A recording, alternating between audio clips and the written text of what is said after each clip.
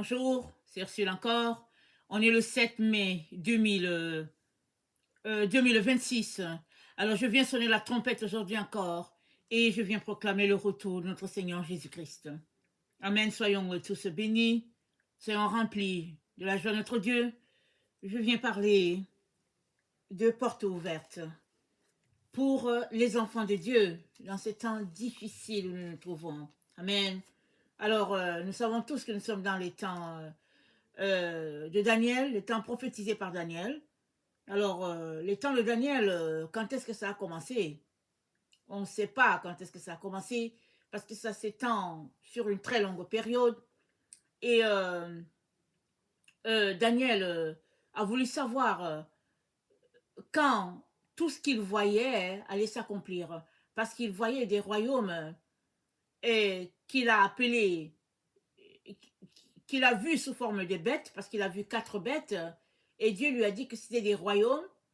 Et en plus que c'était des royaumes, les êtres humains aussi qui vivaient dans cette époque-là étaient qualifiés de bêtes parce que leur comportement différait totalement de ce que Dieu avait, n'est-ce pas, établi comme relation entre les humains. Alors, Daniel, est-ce qu'il a vu ça?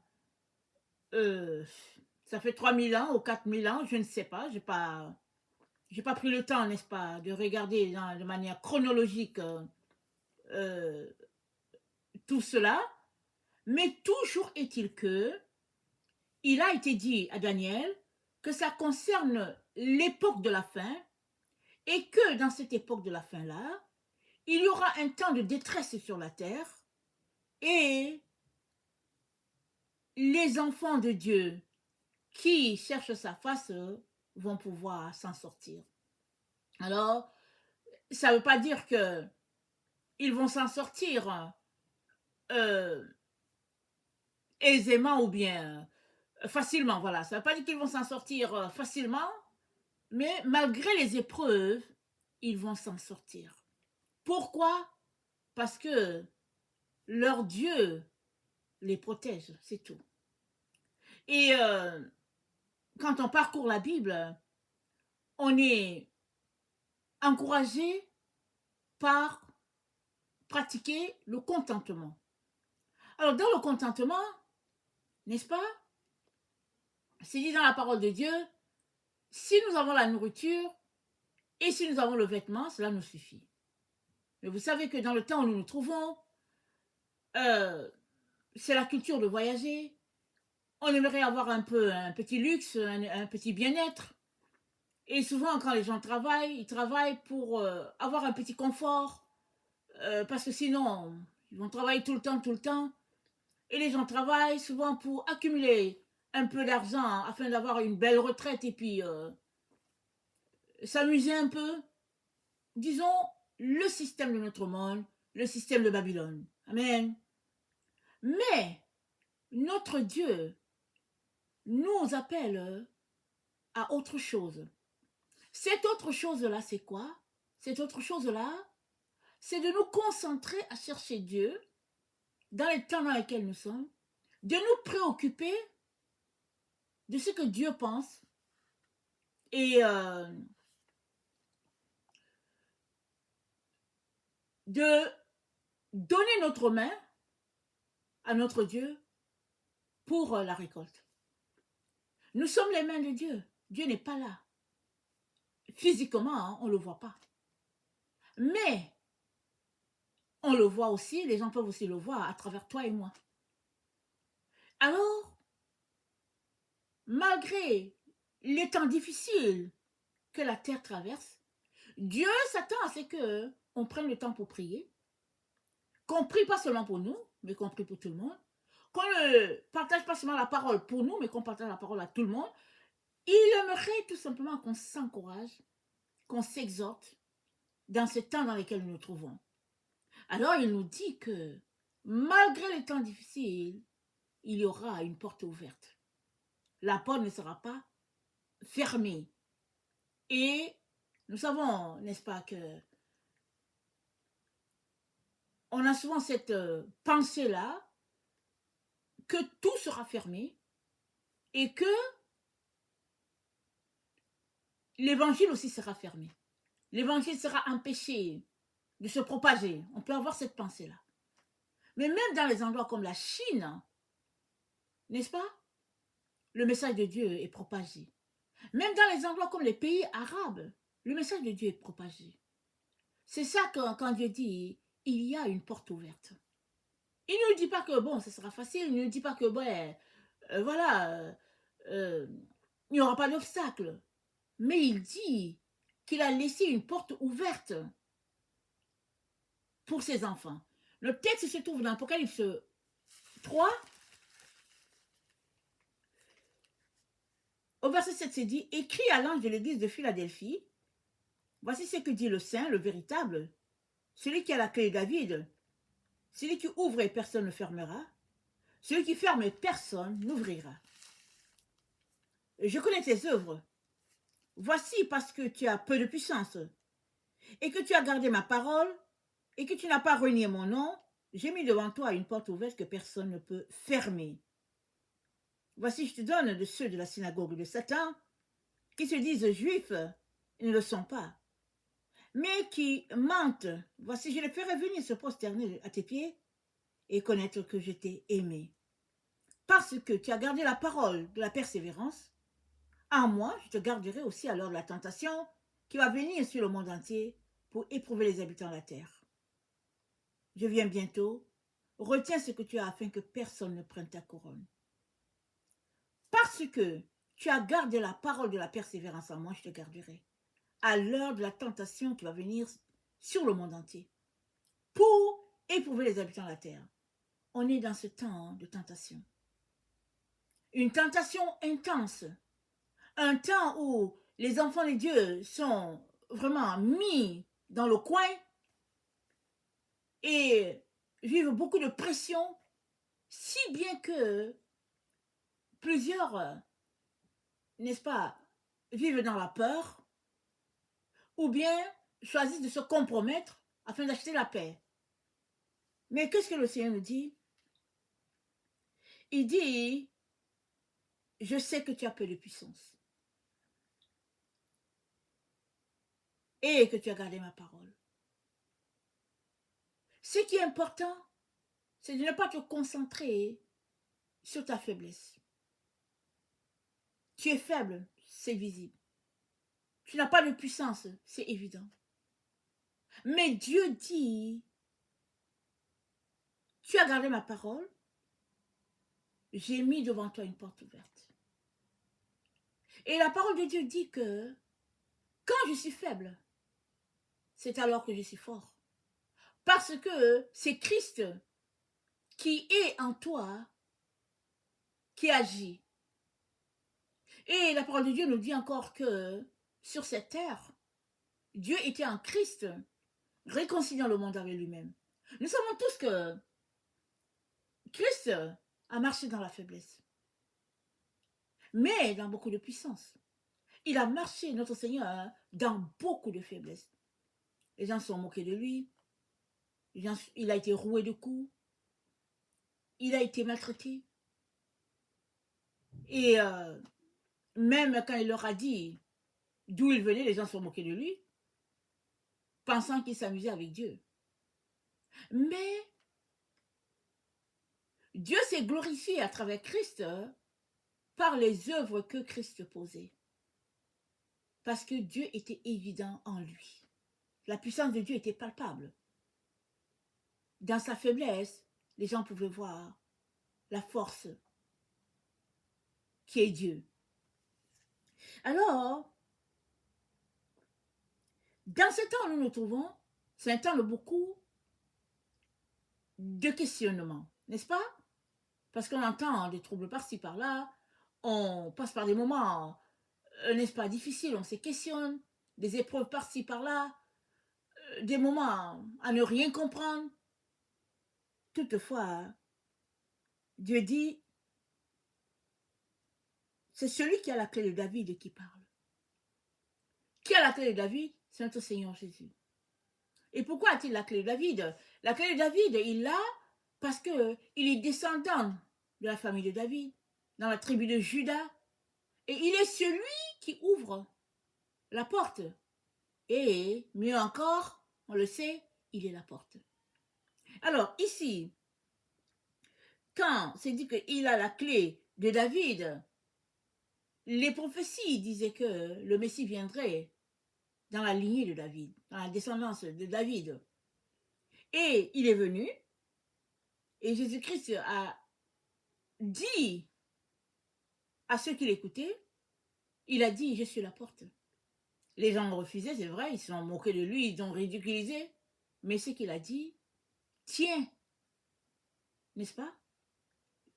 Tous les jours, il est la porte. La porte par laquelle on entre pour avoir la vie éternelle. C'est Jésus. Et Jésus-Christ nous dit que devant nous, il a mis une porte ouverte. Et la porte ouverte, c'est lui. Il est en train de dire que malgré les difficultés par lesquelles notre terre passe, il y a toujours possibilité que l'évangile puisse avancer. Il est en train de nous dire que ça là, ça ne va pas s'arrêter. L'évangélisation du monde ne va pas s'arrêter. C'est ça que l'ennemi aimerait, n'est-ce pas? Il aimerait que dans nos difficultés, dans nos épreuves, dans nos fatigues, nous puissions dire assez. J'en ai assez. Je prends une pause. Je m'arrête ici. C'est ça que l'ennemi aimerait qu'on fasse. Mais qu'est-ce que Dieu veut? Dieu aimerait juste qu'on repose en lui et sur lui. C'est ça qu'il aimerait.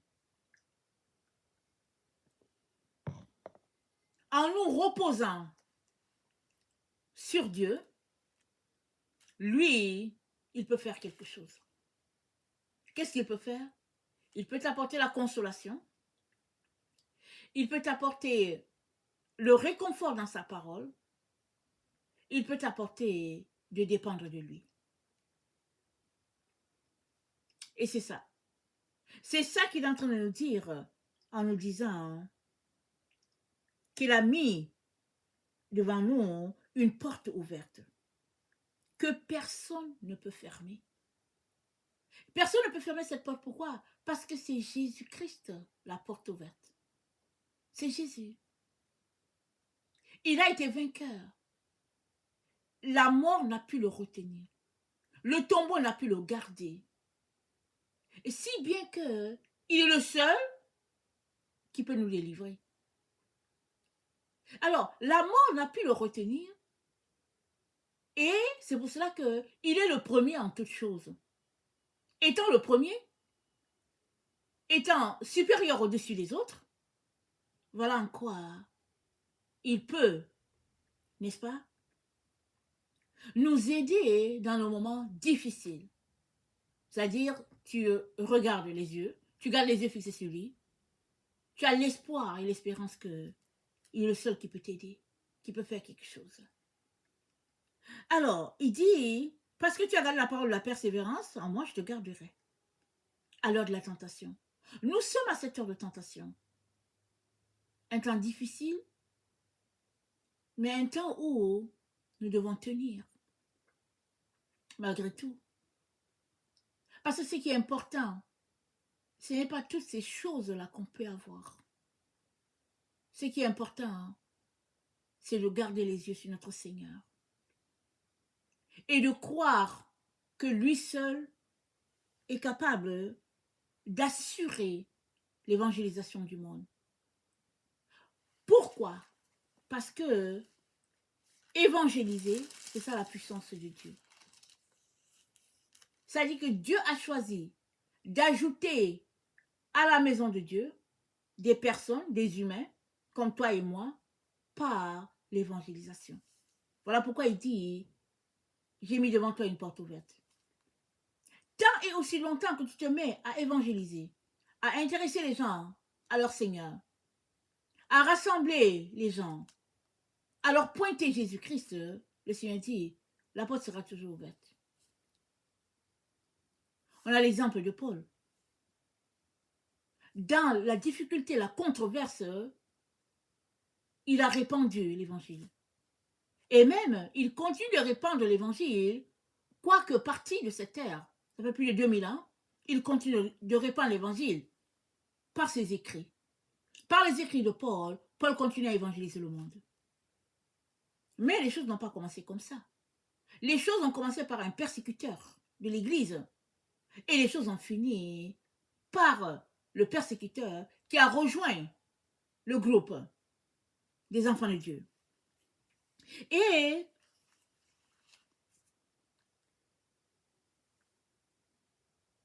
il est donc important que nous puissions saisir ces moments-ci pour évangéliser. C'est le moment d'évangéliser. Le moment de nous réveiller nous-mêmes. Le moment de réaliser que on est dans les temps de la fin. Et le moment de joindre notre voix à celle de notre Seigneur Jésus pour lui dire, Seigneur, je serai ta voix, je serai tes mains, je serai tes pieds. Aide-moi, dirige-moi, dis-moi comment faire. Et évangéliser, c'est tout simplement témoigner de ce que Jésus-Christ a fait pour toi. C'est ouvrir ta bouche et dire qui tu étais avant, ce que tu faisais et qu'est-ce que tu fais maintenant. Et Dieu veut le faire pour tout le monde. C'est ça, évangéliser. C'est témoigner de ce que Dieu a fait pour toi. Et le Seigneur dit, celui qui vaincra, je ferai de lui une colonne dans le temple de mon Dieu. Il n'en sortira plus, j'écrirai sur lui le nom de mon Dieu, le nom de la ville de mon Dieu. Donc, on est dans ce temps où on doit aller jusqu'au bout. Souvent, les épreuves sont telles qu'on ne veut pas combattre. On est fatigué. On se dit, c'est assez. Mais, le Seigneur nous appelle à nous tenir debout devant toute situation. Et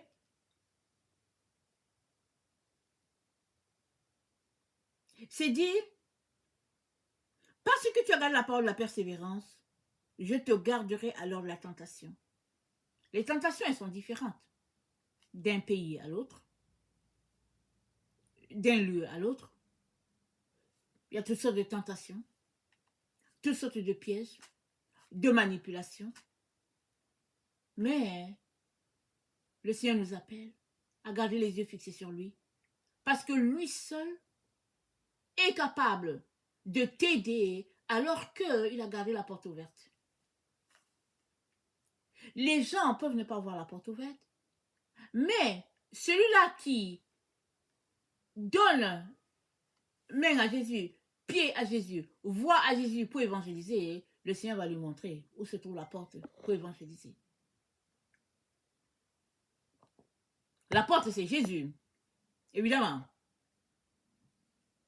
Toutefois, chacun a un domaine où il est appelé. Faisant l'œuvre de Dieu, chacun a un domaine. Il est donc important que là où nous nous trouvons, à cette heure où nous nous trouvons, il est important que nous puissions savoir où est-ce que Dieu nous appelle à répandre la parole de Dieu. Ça peut être qu'il t'appelle à répandre la parole de Dieu en ligne. Ça peut être qu'il t'appelle à répandre la parole de Dieu, n'est-ce pas, en basse ville. Ça peut être qu'il t'appelle à répandre la parole de Dieu, n'est-ce pas, dans un parc. Je ne sais pas. Ça dépend des pays, ça dépend.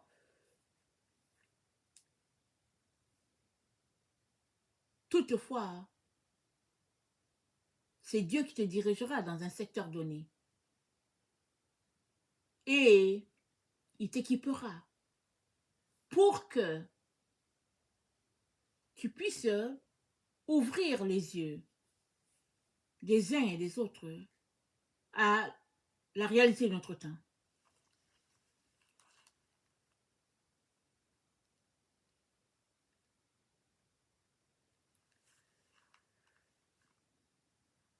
Je connais tes œuvres.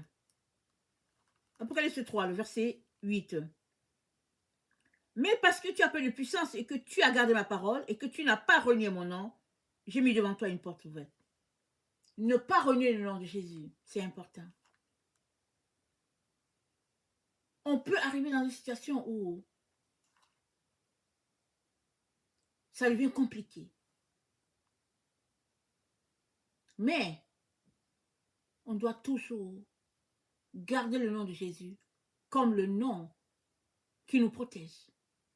C'est comme on a notre prénom et puis on a notre nom, le nom de famille. Jésus, c'est notre nom de famille. Alors, garder le nom de Jésus, c'est garder ton nom à toi. C'est ne pas effacer le nom de la personne qui t'a racheté. C'est garder les yeux fixés sur le Seigneur. Dans toutes les circonstances difficiles dans lesquelles tu peux te trouver, c'est garder les yeux fixés sur le Seigneur. Voilà ces moments dans lesquels nous nous trouvons. Des moments intenses, des moments difficiles, des moments où tu te demandes à qui avoir confiance. Tu te demandes quoi faire, où te tourner et sur qui tu peux compter, qui va t'aider.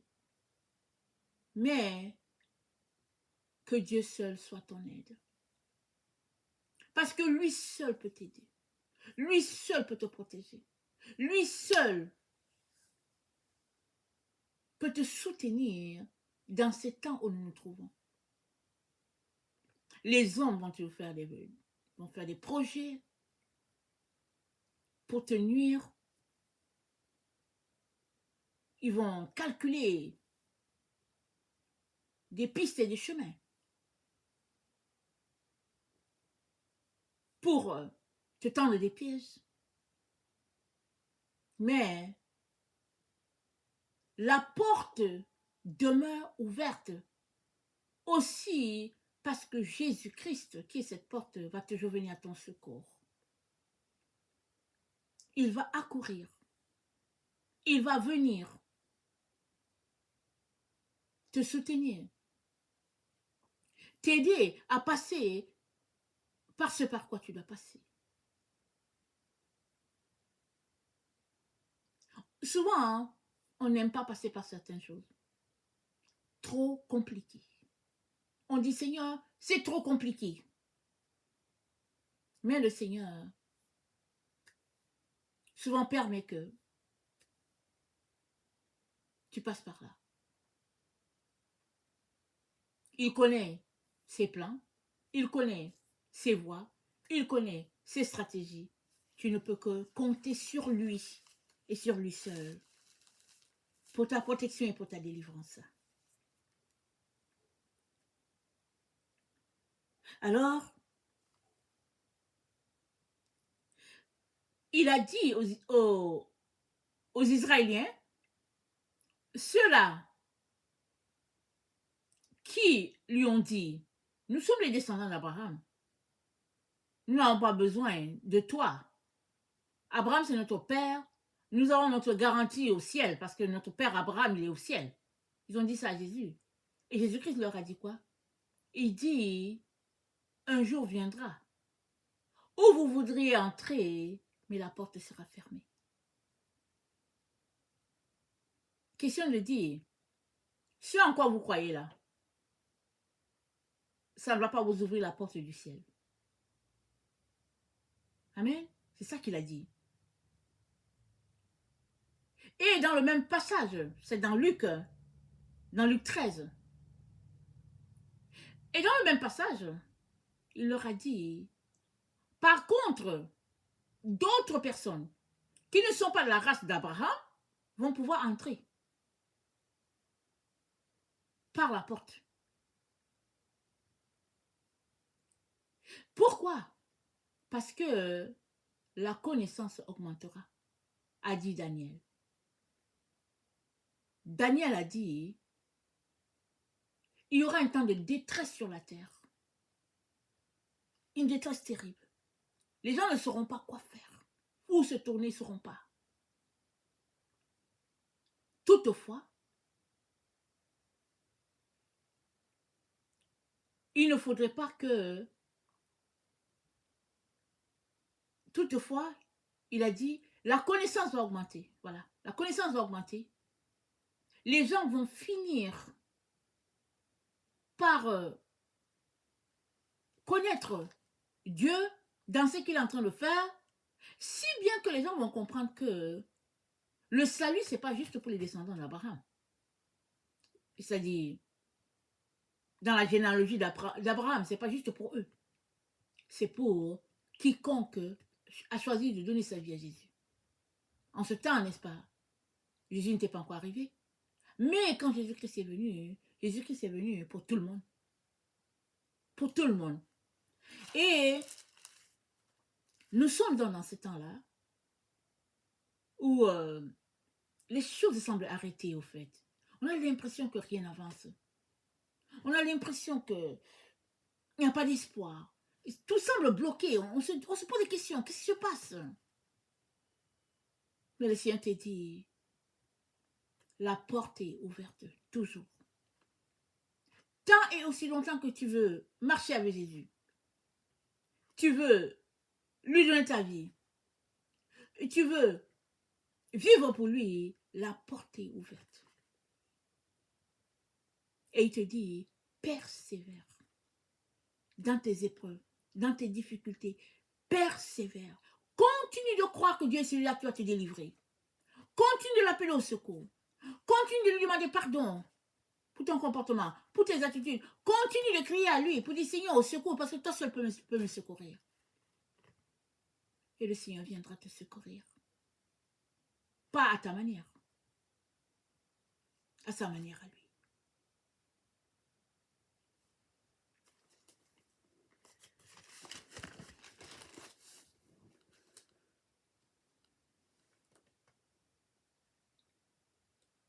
Je viens donc nous encourager, amen, à nous examiner. Regardant dans nos comportements, nos attitudes, toutes ces choses-là qui peuvent nous garder loin de Dieu. Dans des liens, dans l'orgueil, le mépris, le déni, l'abandon. Ça dit, il y a plein de choses. Demandons pardon à Dieu pour nos erreurs. Appelons-le au secours. Il viendra. Il va nous soutenir. Il va nous dire comment faire. Il va nous aider à marcher jusqu'à ce qu'il vienne. On ne sait pas quand est-ce qu'il va venir. Mais on sait seulement que il a dit, je serai avec vous jusqu'à la fin des temps. Il a aussi dit, je garde devant toi, je mets devant toi une porte ouverte que nul ne peut fermer.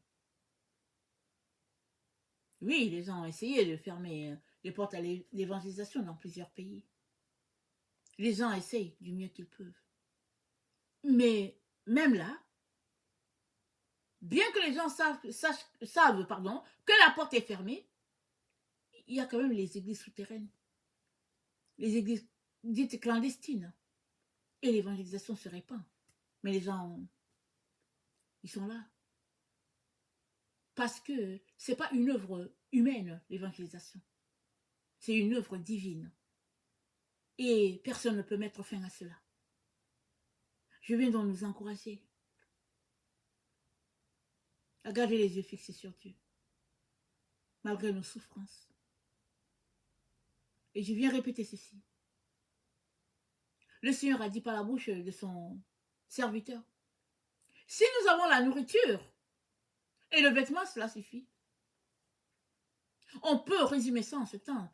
Si tu as le nécessaire pour vivre, ça suffit. Si tu peux boire de l'eau, tu peux manger ton petit grain de riz, de macaroni. Rends grâce à Dieu. Et attends-toi à lui pour te faire sortir des pièges dans lesquels l'ennemi t'a plongé, ou des pièges que l'ennemi t'a tendu. Compte uniquement sur Dieu. Ne compte pas sur un être humain. Parce que si tu comptes sur un être humain, alors il va te décevoir. Il va miner toute ta vie. Mais si tu comptes sur Dieu, il est le Dieu des miracles. Alors lui seul peut te délivrer des forces qui en veulent à ta vie. Et nous savons que les forces, elles sont partout. On ne peut pas forcément les décrire. On a des forces de tous bords, de tous côtés. Les gens essaient d'exercer tout le pouvoir qu'ils ont, toute la force qu'ils ont. Mais Dieu Dieu est au-dessus de tout. Il est au-dessus de toutes les forces possibles. Crois qu'il va te délivrer. Crois qu'il va venir à ton secours. Et il le fera.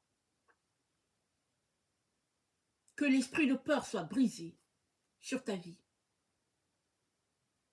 Parce que la peur, c'est de t'empêcher d'aller de l'avant. Alors quand la peur se manifeste dans ta vie, envoie la foi. Envoie la foi en réponse à la peur pour lui dire, dis à ton âme, arrête d'avoir peur. Exerce la foi en ce Dieu-là qui est capable de te délivrer. Des personnes les plus fortes, des plus puissantes, des forces du mal, Dieu est capable de te délivrer parce que Dieu est puissant, il est fort, il est le créateur de tout l'univers, c'est Dieu. Nul ne peut appréhender sa force ou son pouvoir. Mais à toi de croire, à toi de croire. Alors, dans ce temps de la fin où nous nous trouvons, je viens tout simplement nous encourager à garder les yeux fixés sur notre Dieu. Gardons les yeux fixés sur lui. Il est le seul qui peut faire quelque chose. Amen. Que son nom soit béni. Que sa joie soit notre force. Au nom puissant de Jésus. Amen. Alléluia. Amen.